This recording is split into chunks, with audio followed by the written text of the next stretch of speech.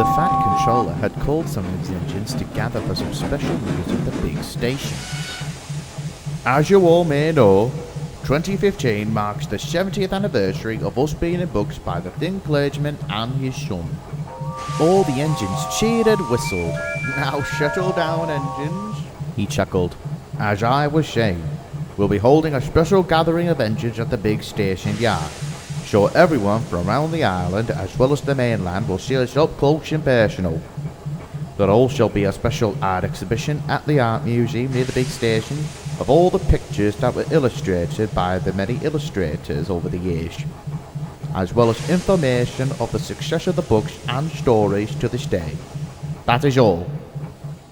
Later that night, Shane pulled into the sheds. He had just returned from the mainland.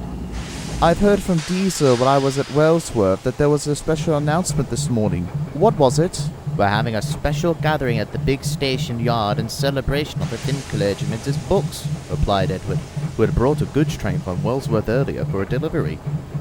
Who's the Thin Clergyman? And I haven't been in his books. The Thin Clergyman was a friend to the railway. That until he passed away, unfortunately. He wrote stories about us and our adventures, and I remember him on his first visit to our railway. He gave me something that I'll cherish forever. So Edward told him his story.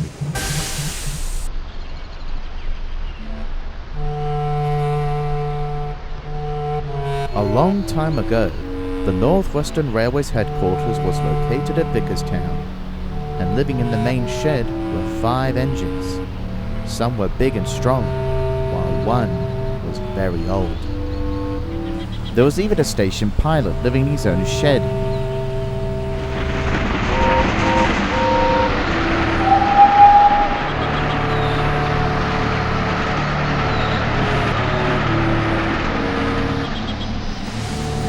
One summer, one of the engines pulled into Vickerstown station with a local from the mainland. Out came 2 small boys with their mother and father. They were fascinated by steam engines as they come and go. But one of them turned to see that only one was left in the shed. Father, cried the boy, there's an engine in the shed. What's wrong with him? The father looked towards the boy's direction. I don't know, Wilbert, but we must get to our rented house. We mustn't be late. The boys can see a good view of the railway from their summer house. While George was looking at the engines,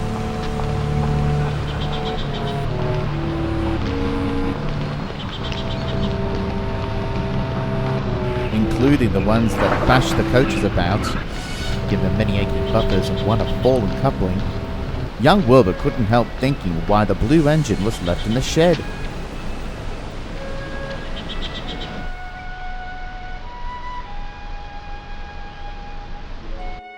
Later that night, as Wilbur was asleep, the railway was quiet and peaceful. Then some voices can be heard from the shed nearby the summer house. Driver won't choose you ever again, you old puffer. You're not strong. Some of the engines were teasing the blue engine. Wilbur was very sad for him. The next day, the family were at the station waiting to go to the seaside, but it's been delayed from the mainland due to failed points. Wilbert looked towards the lone blue engine. Just then, a man came towards him, with his father alongside. Hello there, young man. Wilbert looked towards the smartly dressed out gentleman. Hello. My name's Wilbert, he stuttered. The smartly dressed gentleman smiled down upon the young boy. Why, I see you taking a liking to that blue engine of ours. My name is Topham Hatt. Sir Topham Hatt. Pleased to meet you. Sir? Sir? Why is he sad? Because he's old and has to be out for a long time. What is his name? Edward. Would you like to meet him? Oh, yes, sir. Please, father? Why, certainly, replied the father. And so he, Wilbert and Topham Hatt walked towards the sheds.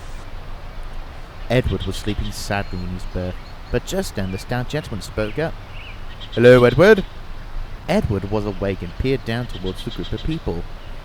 "Oh, good morning, sir. I don't mean to be rude, but who are these people?" he asked. Top of Hat introduced him to Edward as the Audrey family. Then Wilbert spoke up. "Edward, when did you last run?"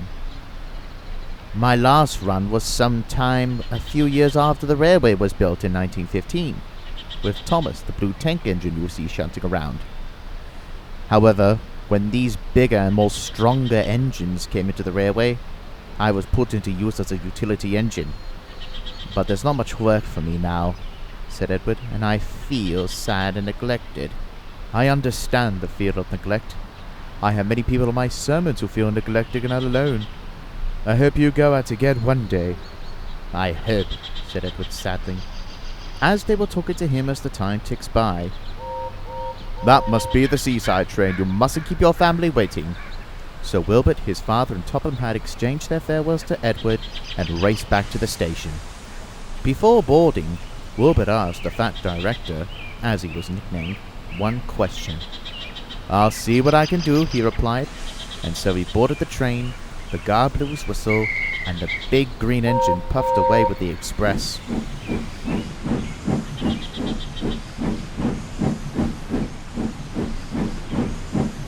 Edward could see from the distance Wilbert and his family waving to him. Edward felt very pleased that there are now people who don't make him feel bad for being old. But the next morning, he was still being teased. "The driver won't choose you again," the engines boasted. "He wants big, strong engines like us." Edward began to cry. Just then, the driver and fireman came along to start work. "Why are you sad? Would you like to come out today?" "Oh, yes, please, sir," said Edward. So they lit his fire, made lots of steam, and Edward puffed away.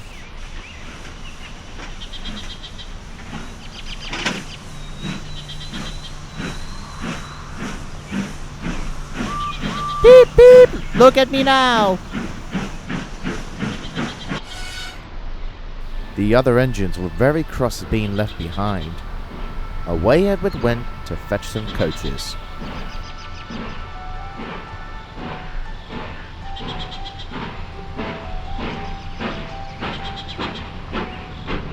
"Be careful, Edward.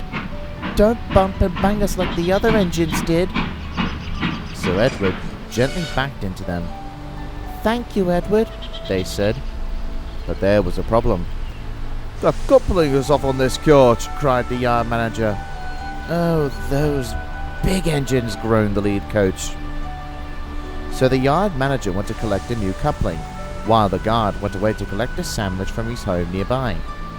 At last a new coupling was placed, and Edward steamed away.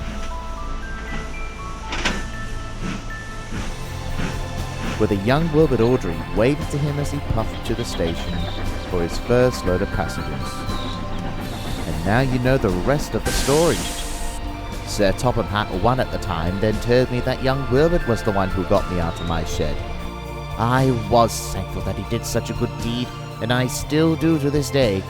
Sounds to me like you still value the friendship between you two. The memory of your friendship still remains strong. Indeed, replied Edward. A few days later, the 3 railway engines, Edward, Gordon and Henry, triple-headed special express train towards the big station. They are filled with people from the mainland who had come to see the display of engines. Even Sheffield joined in.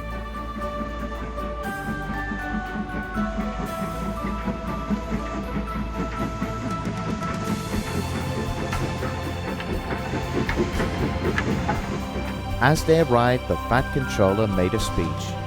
Ladies, gentlemen, children and engines, we are here to celebrate the 70th anniversary of the Thin Clergyman and his Sons' books of our engines here at the North Western Railway, he announced.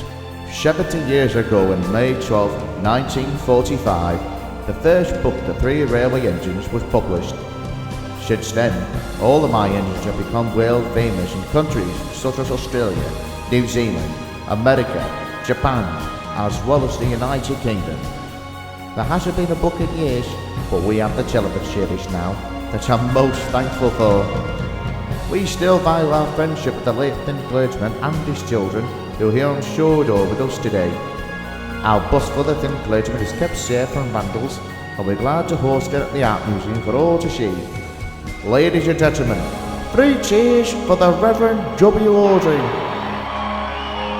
Everyone cheered and whistled, and Edward looked up to the skies and smiled.